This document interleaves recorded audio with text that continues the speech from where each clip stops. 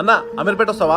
వస్తానన్నా. రే ఆర్య నువ్వేంట్రా ఏ పని చేస్తున్నావు? ఇంట్లో పరిస్థితి బాలేక చదువు మధ్యలోనే వదిలేసి ఆటో నడుపుకుంటున్నాను రా. మరి నువ్వేం చేస్తున్నావు? నేను బాగా సెటిల్ అయ్యాను రా. మంత్లీ 1,00,000 రూపాయలు శాలరీ కూడా తీసుకుంటున్నాను. సర్లే కానీ అమీర్పేట వరకు వదిలేరా. సరే రారా. రే ఆర్య నిన్ను చూసి సంతోషమైందిరా. నాకు కూడా చాలా సంతోషమైందిరా. తీసుకోరా డబ్బులు. నీ దగ్గర ఎలా తీసుకుంటాను రా. సరేరా, ఏమన్నా అవసరం ఉంటే నన్ను అడుగు. సరే వస్తా. అడుగురా, వాడు అక్కడ ఉన్నాడు. రే ఆటో ఈఎంఐ కట్టుకుంటే ఎన్ని రోజుల నుంచి తప్పించుకుంటూ తిరుగుతున్నారా నువ్వు? అన్నా డబ్బులు కొంచెం కష్టంగా ఉందన్నా, కొన్ని రోజుల్లో ఇచ్చేస్తానన్నా. రే డబ్బులు ఇస్తావా? ఆటో తీసుకెళ్ళమంటావా? ప్లీజ్ అన్నా, ఇచ్చేస్తానన్నా. రే చేతిరా. ఎంత డబ్బులు కట్టాడరా?